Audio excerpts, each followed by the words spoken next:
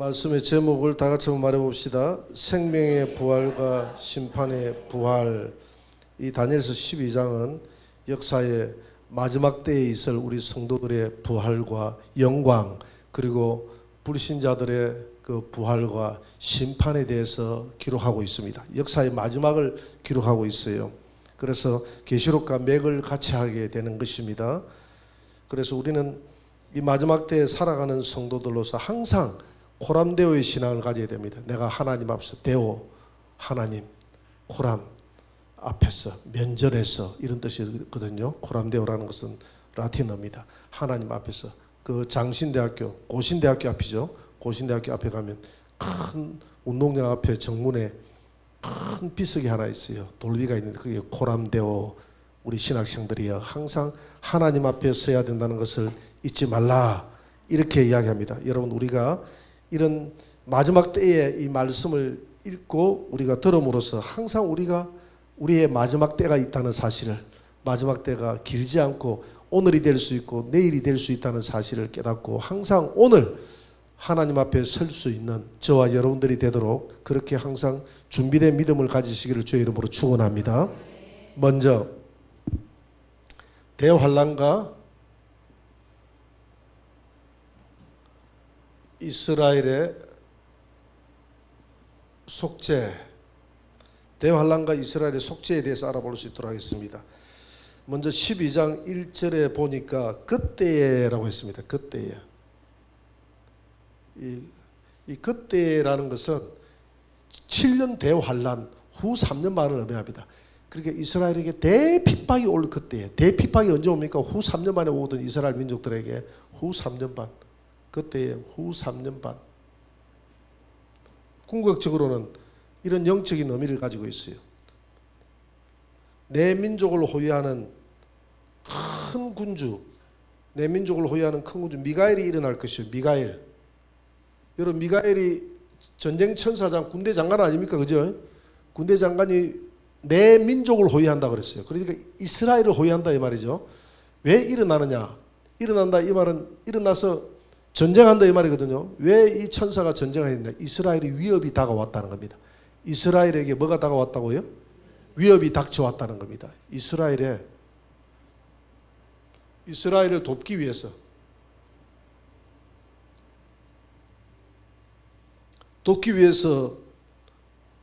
일어납니다. 왜냐하면 그 뒤에 보세요. 미가엘이 일어나는 이유가 또 환란이 있으리니, 환란 때문에 일어나는 것이죠. 이스라엘에 큰 환란이 일어나는데 이는 개국 이래로 그때까지 없던 환란일 것이며 그때의 내 백성 중 책에 기록된 모든 자가 구원을 받을 것이라. 마태복음 24장 21절에 보니까 창세 이후로 이런 환란이 없고 앞으로도 없을 것이라고 그랬어요.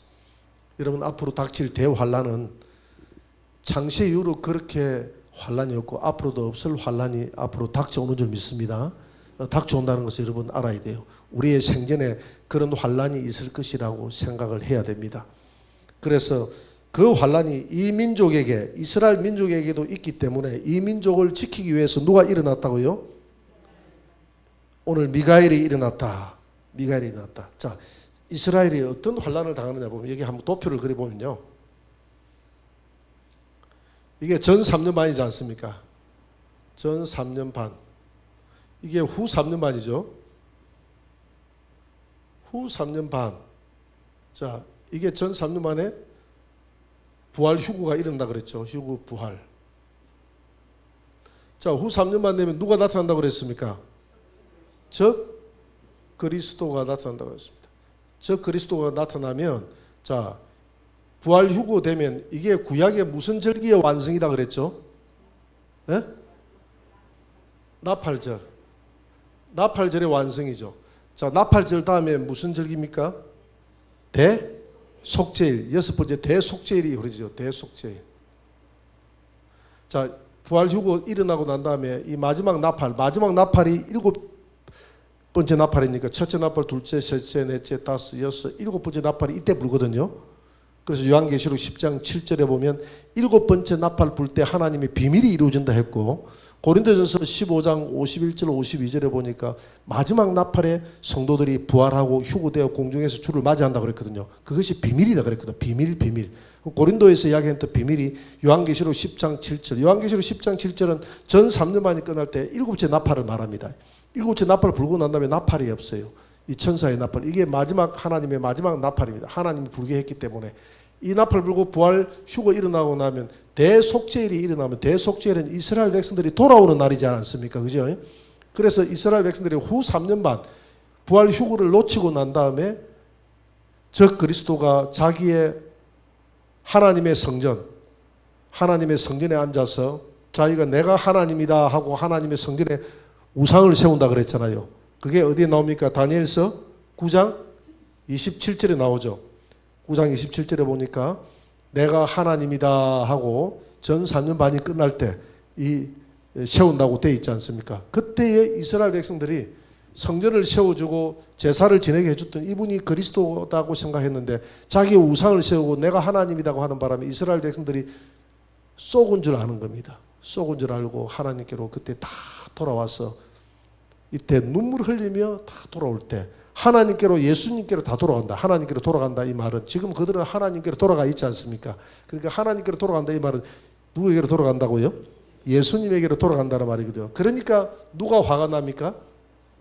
저 그리스도가 화가 나니까 이 이스라엘 백성들을 일망타진을 하는 겁니다. 이스라엘 백성들을 죽이고 막 대핍박을 합니다. 그게 어디에 나와 있습니까? 스가랴 14장 1절 위에 나오죠. 이스라엘 백성들이 대환란이 나옵니다. 마태복음 24장에 보면 대환란이 24장에서 나왔던 대환란이 언제 이루어졌습니까? 그 대환란이 바로 티투스 장군이 쳐들어올 때 그 대환란이 이루어졌죠. 마지막 때 이 대환란이 또 이루어진다 이 말입니다. 대환란이 이스라엘 백성들이 자기를 잘 섬기다가 자기를 갑자기 내가 하나님이다 하니까 이스라엘 백성들이 쏘은 줄 알고 예수님께로 돌아가니까 그들을 핍박하니까 그들을 보호하기 위해서 누가 일어난다고요? 미가엘이 일어난다는 겁니다. 그들을 보호하기 위해서 미가엘이 일어난다는 거예요. 미가엘이 일어나서 이스라엘 백성들을 보호하고 신앙을 보호하기 위해서. 그래서 스가랴 12장 10절을 한번 봅니다. 스가랴 12장 10절에 보니까 내가 다윗의 집과 예루살렘 주민에게 은총과 강구하는 심령을 부어주리니 그들이 그 찌른 바 그를 바라보고 그를 위하여 그라는 것은 예수님입니다. 예수님을 위하여 애통하고 애통하기를 독자를 위하여 애통하듯 하며 예수를 위하여 통곡하기를 장자를 위하여 통곡하듯. 이스라엘 백성들이 이때 다 애통하며 돌아오는 겁니다. 잘못했습니다. 대속죄일날. 이게 대속죄일이 벌어지거든요. 대속죄일날 우리가 잘못했습니다. 우리가 잘못하여 우리가 이 우상을 섬겼습니다. 하나님 우리가 잘못했습니다. 이렇게 돌아오는 거예요. 스가랴 13장 1절도 한번 펴봅니다. 다 같이 시작. 그날에 죄와 더러움을 씻는 셈이 다윗의 족속과 예루살렘 주민을 위하여 열리리라. 셈을 하나님이 열어줘야 됩니다. 이게 셈이 성령의 셈인 줄 믿습니다.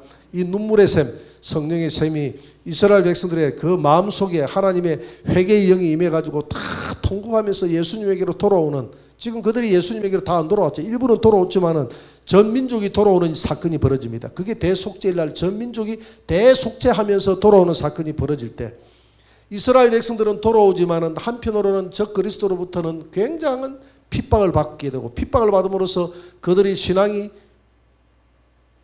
배교할 위험이 있기 때문에 미가엘이 일어나서 이스라엘 백성들을 돕는다 이 말입니다. 이스라엘 백성들을 도와요. 그래서 오늘 12장 1절에 보니까 내 백성 중에 책에 기록된 자들 구원을 받을 것이다 라고 했는데 이 책은 무슨 책입니까? 생명책. 생명책에 이름이 기록된 자들은 구원을 받는데 어느 정도 구원을 받느냐? 스가랴 13장 8절 9절에 잘 나와 있습니다. 이스라엘 백성들이 3분의 1이 구원을 받는다고 되어 있어요. 여호와가 말하노라 이 온 땅에서 3분의 2는 멸망하고 3분의 1은 거기는 이 온 땅이라고 해가지고 이게 이스라엘 백성들만을 제한하는 것인지 아니면 우리 모든 성도들을 제한하는 것인지 여기에는 이스라엘 백성들을 제한한다고 보면 되는 겁니다. 이스라엘 백성들에게 하시는 말씀. 이스라엘 백성들이 몇 분의 몇이 구원을 받는다고요? 3분의 1이 거기 남으리니 9절 내가 그 3분의 1을 불 가운데 던져 이 대환란 가운데 던져서 연단하며 금같이 시험할 것이라.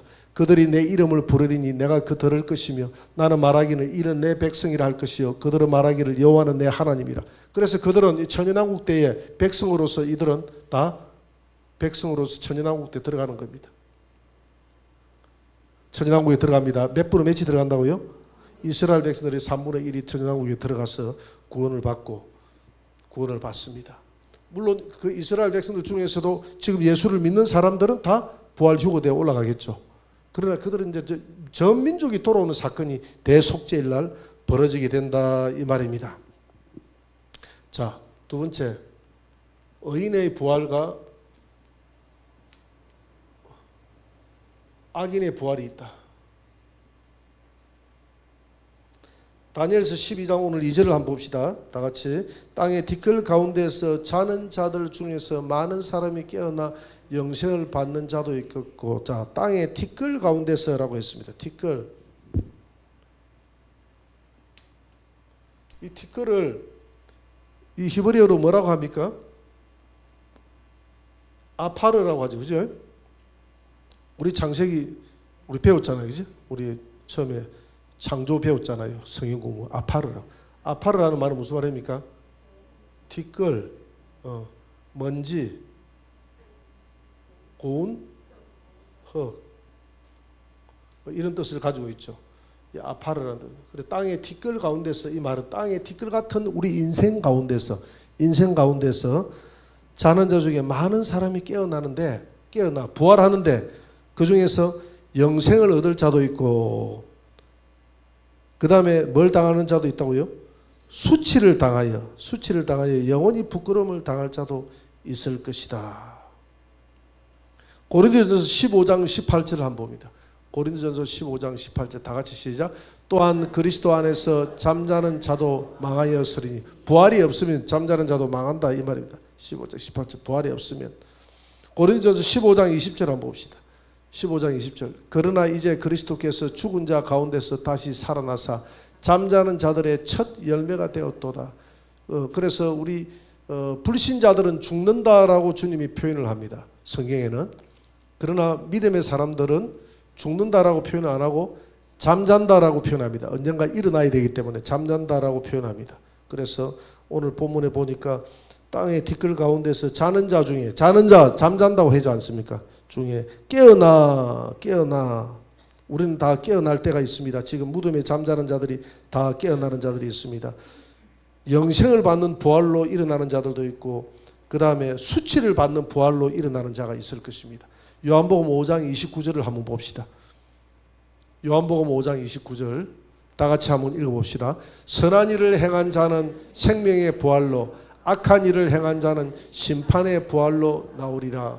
자, 선한 일을 행한 자가 누굽니까? 선한 일이 뭐죠? 우리 예수님 믿는 자. 예수 믿는 자들은 무슨 부활? 생명의 부활. 그 다음에 악한 일을 행한 자, 불신자들은 무슨 자? 무슨 부활? 심판의 부활로 나올 것입니다. 그래서 부활은 두 번 일어날 것을 성경은 이야기하고 있죠.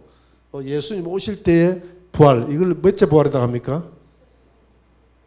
첫째 부활.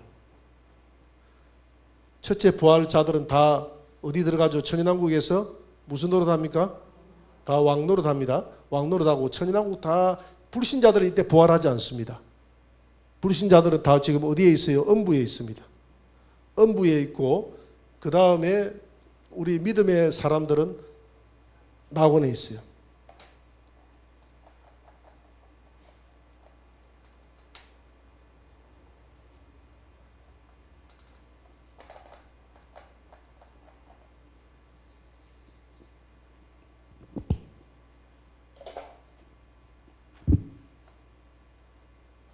믿음의 사람들은 낙원에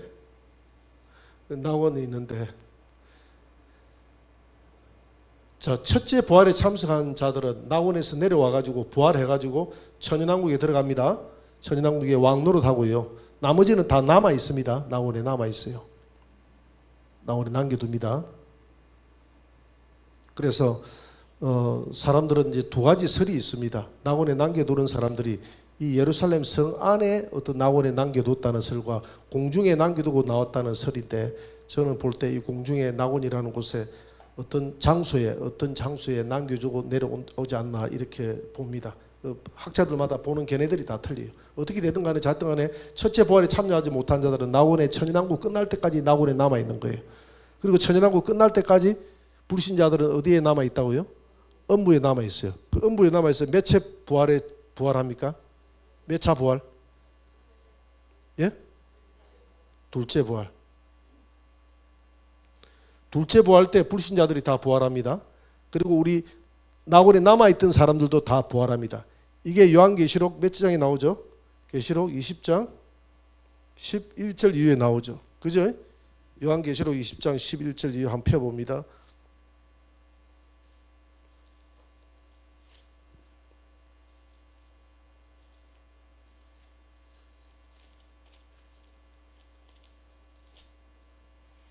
성경을 바꿨는데 제 성경이 굉장히 얇아요.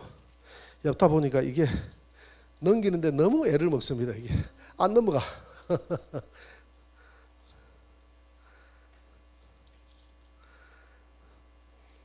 20장 12절에 보니까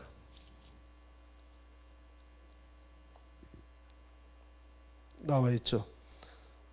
또 내가 보니 죽은 자들이 큰 자나 작은 자나 그 보좌 앞에 서 있는데 책들이 펴 있고 또 다른 책이 펴져서니 곧 생명책이라.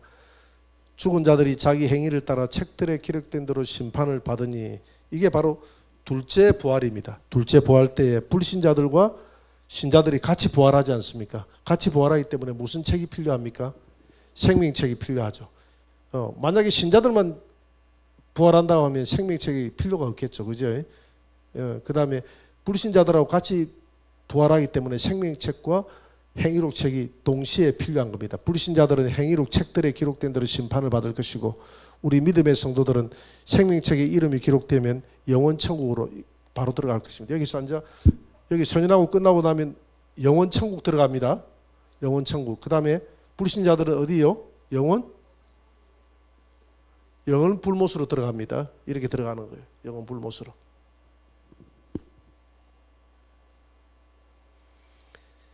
자, 그 다음에 한번 보자. 다니엘서 12장 3절을 한번 읽어봅니다. 지혜 있는 자는 궁창의 빛과 같이 빛날 것이요 많은 사람을 옳은 대로 돌아오게 한 자는 별과 같이 영원토록 빛나리라. 지혜 있는 자, 여러분 지혜 있는 자는 어떤 자입니까? 지혜 있는 자는 인간의 지혜를 말하는 것이 아닙니다. 에베소서 1장 17절에 보니까 하나님이 지혜와 계시의 영을 우리에게 부어주어야 지혜가 열린다고 그랬거든요. 여러분들이 지혜와 계시의 영이 열리면 누가 보이느냐 하면 예수를 바로 알게 되는 겁니다. 예수를 바로 아는 것이 지혜예요. 예수를 바로 알고 아는 것이 영생이 됐거든. 바로 아는 그 지식 위에 선 믿음이 영생이 됐거든. 그래서 이렇게 예수를 잘 믿는 자는 궁창 저 하늘의 별과 같이 빛날 것이요 지혜 있는 자 영광입니다. 세 번째, 지혜 있는 자의 영광. 하늘의 별과 같이 빛날 것이고 많은 사람들을 옳은 대로 데리고 온 자. 많은 사람들을 옳은 대로 데리고 온 자는 누굽니까? 많은 영혼들을 가르치고 진리 가운데로 가르치는 자들, 그리고 진리 가운데로 돌아오도록 전도하는 자들, 진리 가운데로 이끄는 자들, 이런 자들은 저 하늘의 별처럼 빛나는 영광이 있을 줄 믿습니다. 그래서 여러분들 직분 맡아가지고 일하는 것에 대해서 하등에 그걸 부담스럽게 생각하지 마세요. 여러분들이 직분 맡아서 많은 사람들을 옳은 대로 이끄는 그 일 때문에 하늘의 별처럼 빛나는 상급이 주어질 겁니다. 그런 일도 안 하고 하나님 앞에 가가지고 하나님에게 저 사람은 저렇게, 저 집사님은 저렇게 상급이 많은데 나는 왜 이렇게 상급이 없나요? 야야, 세상에 있을 때 다 저 사람은 직분을 맡아가지고 많은 사람들을 그리스도께로 인도하는 그 일들을 했느니라.